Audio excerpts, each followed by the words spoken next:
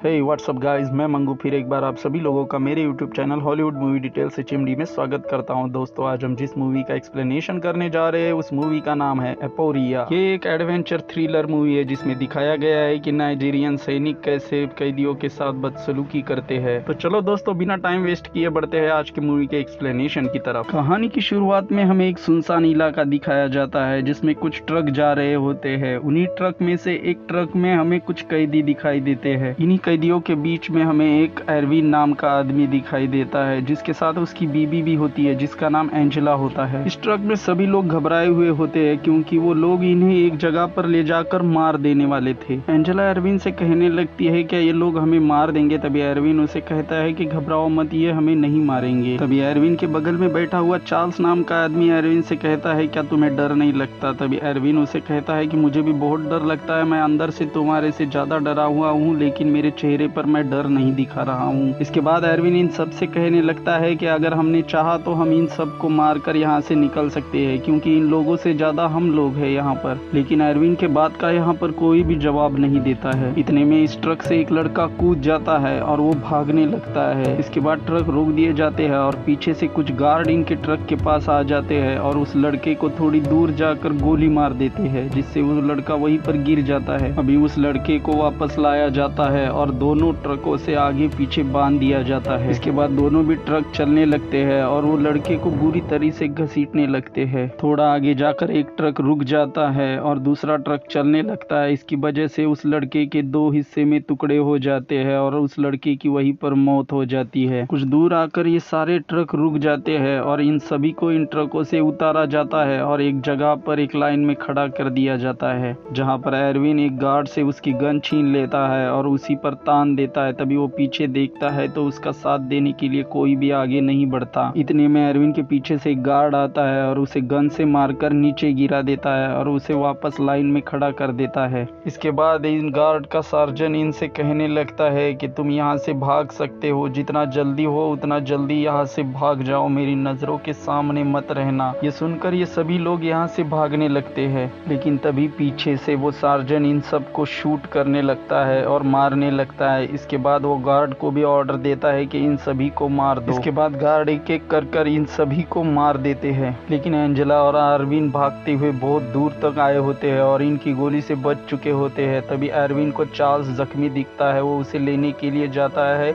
और एंजेला आगे भागने लगती है। वो भागते हुए एक गड्ढे में गिर जाती है जिसे देखने के लिए एरविन चार्ल्स को वहीं पर छोड़ देता है और वो एंजेला की तरफ भागने लगता है। वो आकर देखता है तो एंजेला एक गड्ढे में गिरी हुई होती है जिसके बाद वो भी उस गड्ढे में कूद जाता है। एरविन एंजेला से पूछता है क्या तुम ठीक हो। तभी एंजेला उसे कहती है कि मेरे पेट में एक लकड़ी घुसी है जिससे मैं जख्मी हो चुकी हूँ। उस गड्ढे में उनके साथ एक और आदमी भी होता है जो कि गोली लगने की वजह से जख्मी हो चुका होता है और वो उनकी तरफ ही बढ़ रहा होता है। ऊपर चार्ल्स भी उस गड्ढे के पास आ चुका होता है। जब वो इनकी तरफ देख रहा होता है तभी पीछे से उसे कोई गोली मार देता है और उसकी वहीं पर मौत हो जाती है। इसके बाद ये दोनों भी पति पत्नी उस गड्ढे की दीवार के सहारे छुप जाते हैं। इसके बाद वहां पर एक गार्ड आ जाता है और वो उस गड्ढे में गिरे हुए आदमी को भी गोली मार देता है और उसकी भी वहीं पर मौत हो जाती है। गार्ड अब गड्ढे के ऊपर खड़ा होकर गड्ढे के अंदर देख रहा होता है, उसे कुछ भी नहीं दिखाई देता। इसकी वजह से वो वहां से चला जाता है। अभी सर्जन भी अपने सारे गार्ड को लेकर यहाँ से जाने लगता है। कुछ देर बाद ये दोनों भी समझ जाते हैं कि गार्ड अब यहाँ से चले जा चुके हैं। तभी हम देख पाते हैं कि ये बहुत बड़े गड्ढे में फंस चुके हैं जो कि जंगल के बीचों बीच होता है जिसे जानबूझकर इंसानों ने ही बनाया हुआ होता है। एरविन अब एक लकड़ी के सहारे ऊपर जाने के लिए रास्ता बना रहा होता है लेकिन उस गड्ढे की दीवार बहुत मजबूत होती है जो लकड़ी से नहीं टूट रही होती है। एंजेला एरविन से कहने लगती है कि क्या पता वो लोग ऊपर ही है, हमें सुबह ट्राई करना होगा यहाँ से बाहर निकलने के लिए। तभी एरविन भी उसकी बात मानता है और कहता है कि हम आज रात को यहीं पर रुकेंगे और सुबह यहाँ से बाहर निकलने का रास्ता ढूंढेंगे। रात को ये दोनों भी जब यहाँ पर सो रहे होते हैं तभी एरविन को महसूस होता है कि चार्ल्स की ऊपर से आवाज आ रही है। वो जब चार्ल्स की तरफ देखता है तो चार्ल्स की हलचल होने लगती है। चार्ल्स एरविन से कहने लगता है कि तुम्हें मुझे बचाने का मौका था, तुमने बचाया मुझे क्यों नहीं है, तुम मुझे वहाँ पर मरने के लिए छोड़ कर आए हो,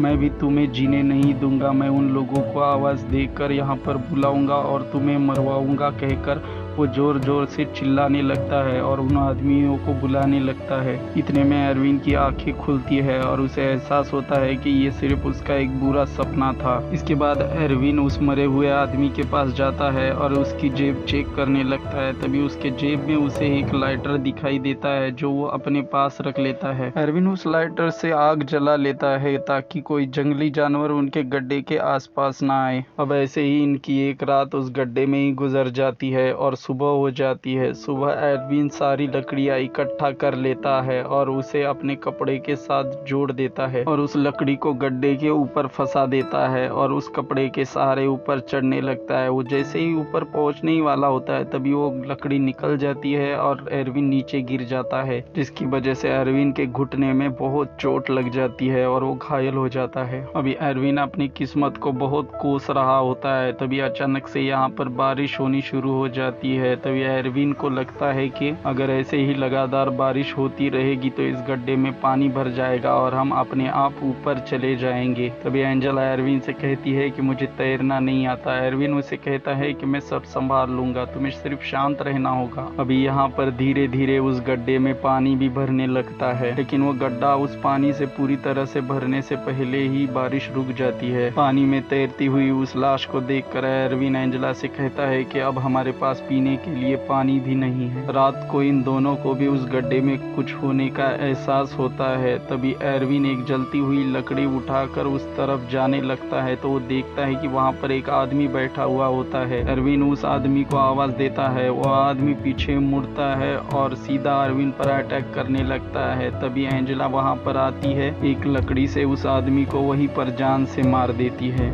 एंजेला एरविन से पूछती है कि वो आदमी ऐसे क्यों बिहेव कर रहा था। तभी एरविन उसे कहता है कि ये किसी तरह का इन्फेक्टेड आदमी था जो कि एक ज़ोंबी बन चुका है। बाद में ये उसकी गर्दन की तरफ देखते हैं तो इन्हें उसके गर्दन पर एक निशान दिखाई देता है और एरविन कहता है कि इसे कोई इंजेक्शन दिया होगा जिसकी वजह से ये इन्फेक्टेड हुआ होगा। एंजेला एरविन से कहती है क्या मेरे गर्दन के ऊपर ऐसा निशान है। जब एरविन उसे देखने लगता है बाद में एरविन उसे कहता है कि ऐसा कोई भी निशान तुम्हारे गर्दन पर नहीं है। इसके बाद एंजेला एरविन के गर्दन पर वो निशान देखने के लिए खड़ी हो जाती है और वो उसका शर्ट निकाल कर देखती है तो उसे वहाँ पर एक निशान दिखाई देता है, जिसके बाद वो बहुत डर जाती है। एरविन उसे पूछता है क्या हुआ तो एंजेला उससे कहती है कि कुछ भी नहीं हुआ। एंजेला उसे नहीं बताना चाहती थी क्योंकि वो उससे बहुत प्यार करती है, लेकिन उसका अब उसे डर भी लगने लगा था। एंजेला अब एक जगह पर बैठकर बहुत रोने लगती है क्योंकि वो एरविन से बहुत ज्यादा प्यार करती है। उसे एक बार लगता है कि वो सारी सच्चाई एरविन को बता दे, लेकिन वो उसे नहीं बताती है। सुबह जब एंजेला जगती है वो एरविन की तरफ देखती है तो उसके आंखों पर डार्क सर्कल आ गए थे,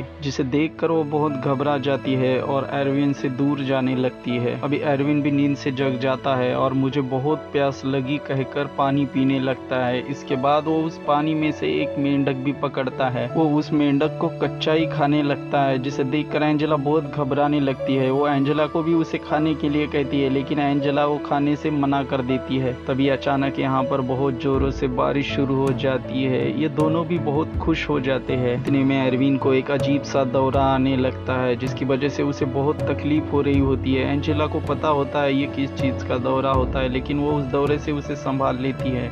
बारिश बहुत तेज होने की वजह से वो गड्ढे में पानी भी बहुत तेजी से भर रहा होता है। कुछ देर बाद एरविन एंजेला को अपने कंधे के सहारे ऊपर चढ़ा देता है और एंजेला धीरे धीरे कर ऊपर आती है। पीछे से एरविन एंजेला को आवाज़ दे रहा होता है कि मेरी मदद करो, लेकिन एंजेला उसके आवाज़ को अनसुना कर देती है और आगे बढ़ने लगती है। लेकिन कुछ आगे जाकर एंजेला को एहसास होता है कि एरविन ने उसकी मदद की और वो उसका पति है, वो उससे बहुत प्यार करती है। वो उसको लेने के लिए दोबारा वापस वहां पर जाती है। अभी एंजेला उस गड्ढे के पास आ जाती है, लेकिन उसका पैर फिसलने की वजह से वो गड्ढे में गिरने लगती है। तभी उसे एहसास होता है कि पीछे से उसका पैर कोई खींच रहा है।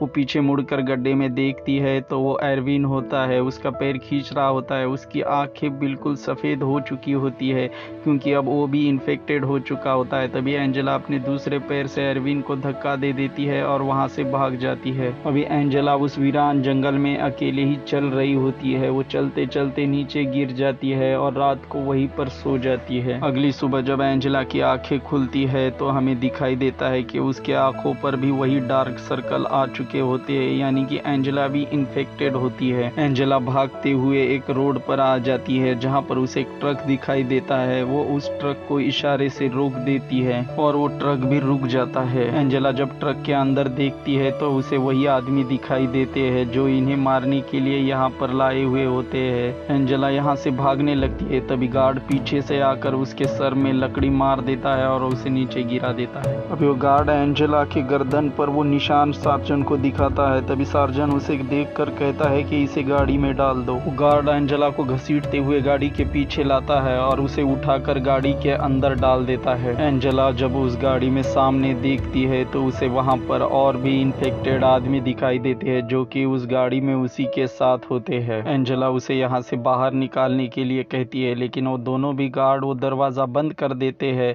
और यहीं पर ये मूवी ख़त्म हो जाती है।